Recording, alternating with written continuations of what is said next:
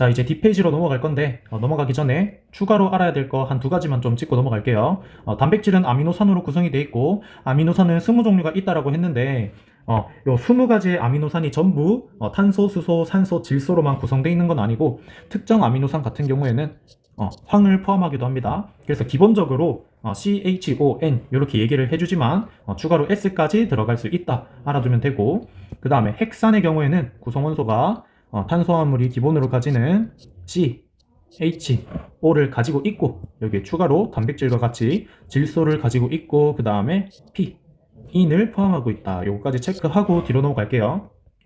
자, 뒤에서는 단백질과 핵산에 대해서 좀 더 자세하게 배울 건데, 자, 먼저 단백질. 요 페이지부터는 지금 배경글이랑 필기를 구분하기 위해서 빈칸은 선생님은 일단 파란색으로 좀 채워 넣을게요. 단백질의 단위체는 아미노산이었죠. 그리고 이 아미노산은 총 20종류가 있다. 자, 아미노산이 20종류가 있는 건 알겠는데 그러면 단백질의 종류는 얼마나 많고 어떻게 결정이 될까? 보면은 아미노산이 20종류가 있죠. 이 아미노산이 20종류의 아미노산이 어떻게 배열되어 있느냐에 따라서 단백질의 종류가 결정이 됩니다.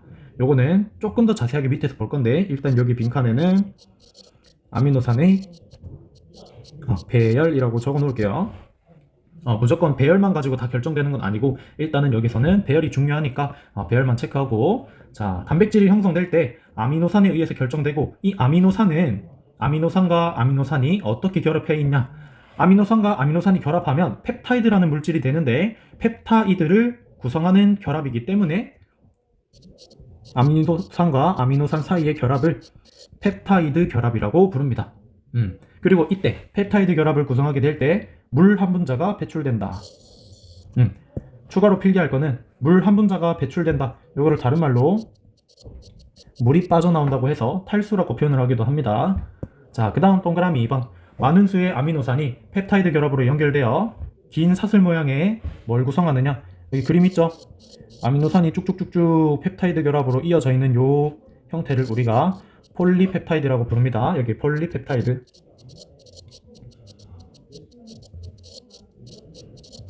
자, 왜 폴리펩타이드냐면 우리가 과학에서 숫자를 명명해 줄 때 모노라는 말은 숫자 1을 의미하고 다이는 숫자 2, 그 다음에 트라이앵글 할 때 트라이 또는 트리, 얘는 숫자 3을 의미하게 되고 쭉쭉쭉쭉 가서 많이 연결되어 있다 할 때 많다를 의미하는 게 요 폴리라는 말이거든요. 그래서 요 폴리는 많다는 것을 의미한다. 펩타이드가 많다라는 의미가 되는 거죠. 그래서 요 구조의 이름을 우리가 폴리펩타이드라고 불러준다. 그래서 펩타이드 결합을 좀 더 자세하게 보면은, 자, 아미노산 한 종류와 또 다른 아미노산 한 종류가 결합을 하는 건데, 자, 일단 아미노산은 우리가 어떤 걸 아미노산이라고 부르냐, 우리 탄소 화합물 중에서 NH2 아미노기를 가지거나 요 구조 카복실기를 가지거나 두 가지를 다 가졌을 때 우리가 아미노산이라고 불러주는데, 이때 아미노산의 종류는 겹사슬 자리에 어떤 구조가 들어오느냐에 따라서 아미노산의 종류가 달라지게 됩니다. 기본적으로 아미노기 하나, 카복실기 하나를 가지면 우리가 아미노산이라고 불러주는 거고요.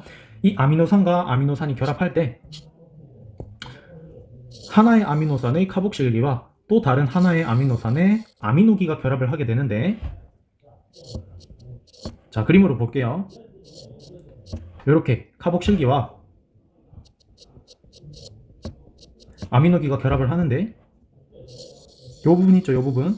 지금 수소 두 개에 산소 하나로 이루어져 있는 요 부분이 물이 되어 빠져나가고 요렇게 두 개가 연결되는 거죠. 이게 펩타이드 결합이 되고, 이때 펩타이드 결합 하나가 일어날 때 물 분자 한 개가 배출된다, 탈수된다. 요렇게 그림 해석할 수 있겠네요. 자, 그리고 위에서 요거 있죠, 요거.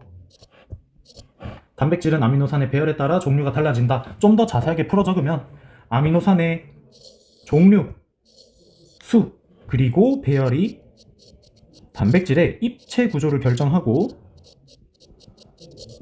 이 입체 구조에 따라서 단백질의 종류 그리고 기능이 결정되는 거죠. 종류가 다르면 당연히 기능도 다른 거고, 요약하자면 아미노산의 배열이 단백질의 구조를 결정하고 이 결정된 구조가 아미노산의 종류와 기능을 결정짓는다. 이렇게 요약할 수 있어요.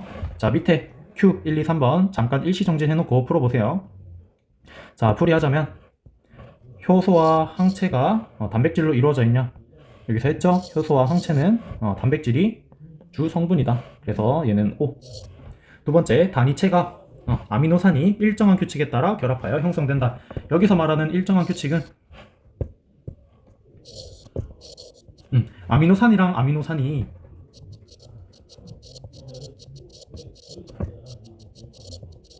펩타이드 결합을 한다, 이런 의미가 되거든요. 자, 펩타이드 결합은 반드시 아미노산에 있는 카복실기와 아미노기가 만나서 물 분자 하나가 빠져나가는 그 결합을 의미를 하는 거라서 요 과정이 달라지면 우리가 펩타이드 결합이라고 할 수가 없죠. 그러니까 아미노산과 아미노산의 결합은 반드시 펩타이드 결합이다. 즉 일정한 규칙을 가진다. 이렇게 이해해주면 되겠네요. 자, 3번 단백질의 종류와 관계없이 단위체의 수가 같다. 여기 종류수 배열에 따라서 구조가 바뀌고 구조가 바뀌면 종류가 바뀐다라고 했죠. 그래서 요거는 X가 되겠네요. 자, 이제 헥산으로 올 건데, 자, 헥산은 단위체가 뉴클레오타이드였죠.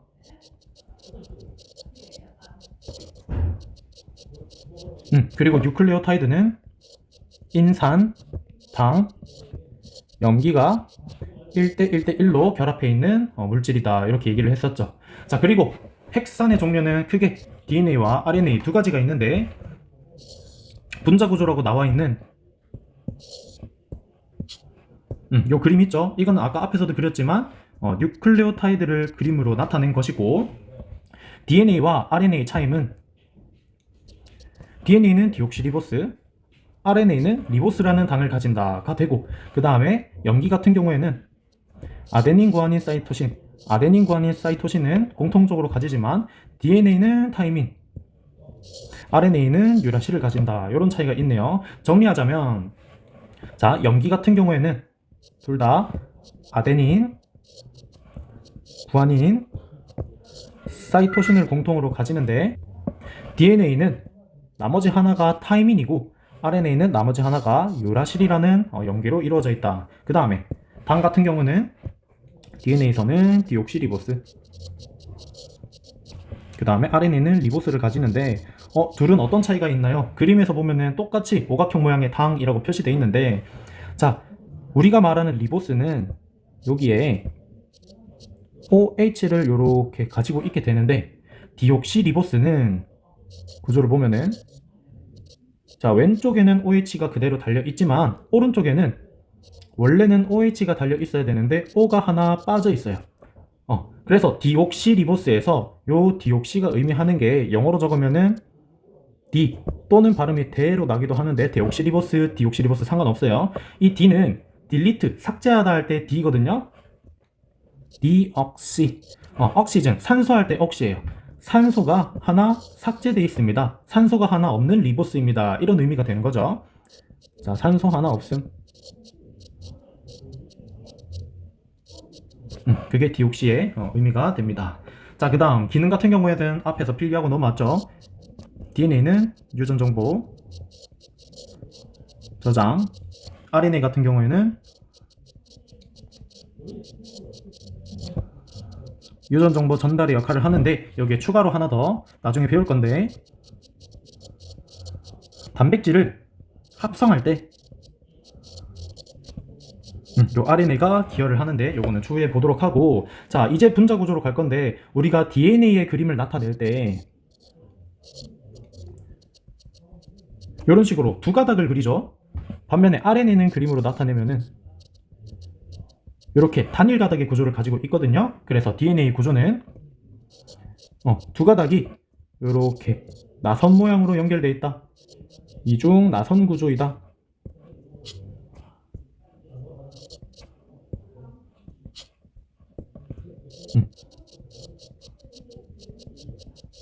이렇게 얘기를 해주고, RNA 같은 경우는 단일 가닥 구조이다. 이렇게 설명을 합니다. 자, 헥산이 형성될 때 결국에는 뉴클레오타이드와 뉴클레오타이드가 결합해서 헥산을 이루고 있으니까 뉴클레오타이드가 결합을 하는데, 이때 두 뉴클레오드 사이에서 누구와 누가 결합을 하냐? 자, 한 뉴클레오타이드의 인산, 그리고 다른 한 뉴클레오타이드의 당 부분이 결합을 하게 됩니다. 밑에 그림에서 보면은 이렇게 1번, 2번 뉴클레오타이드가 있을 때 1번 뉴클레오타이드의 요 당과 2번 뉴클레오타이드의 여기 염기, 인산. 그래서 당과 인산이 이렇게 결합해 있다 생각해주면 되는데, 이 결합도 탄소 화합물이기 때문에 공유 결합하고 있겠죠. 이게 왜 공유 결합이냐? 우리 여기서 탄소 화합물은 공유 결합한다고 했죠. 그래서 여기서 필 추가로 하나 적어줄게. 요 펩타이드 결합도 결국엔 공유 결합의 일종입니다. 자, 다시 요 그림으로 넘어와서 아까 펩타이드와 펩타이드가 결합이 쭉쭉쭉쭉 이어져 있는 걸 폴리펩타이드라고 했잖아요. 여기서도 뉴클레오타이드와 뉴클레오타이드가 쭉쭉쭉쭉 많이 연결돼 있으니까 많다라는 의미의 폴리, 그 다음에 뉴클레오타이드 들을 형성하게 된다. 자, 그 다음 여기서 우리가 이 뒤에 부분은 유전정보 흐름 단원에서 좀 더 자세히 볼 건데, 여기서 미리 조금 예습을 하자면 지금 한 가닥에서 A, G, D, C 이렇게 염기가 있고 반대쪽에도 다른 한 가닥이 있죠. 그럼 얘는 DNA와 RNA 중에서 어떤 걸 나타낸 그림이냐? 한 가닥, 두 가닥이 있기 때문에 DNA에 해당하는 그림이 되겠죠. 그래서 DNA는 어떻게 이중나선을 이루고 있냐? 염기와 염기가 또 결합을 하고 있기 때문인데, 이때 염기 간의 결합을 우리가 염기의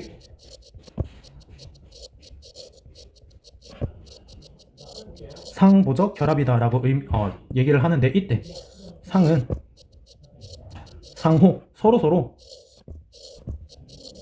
도와주고 있다, 보완하는 관계이다, 이런 의미가 되는데, 그림에서 보면 지금 아데닌의 경우에는 이렇게 안에 뾰족한 모형으로 파져 있죠. 그러면 이 반대쪽에 와서 결합하는 부분은 뾰족하게 튀어나와 있는 구조를 가지게 되는 거예요.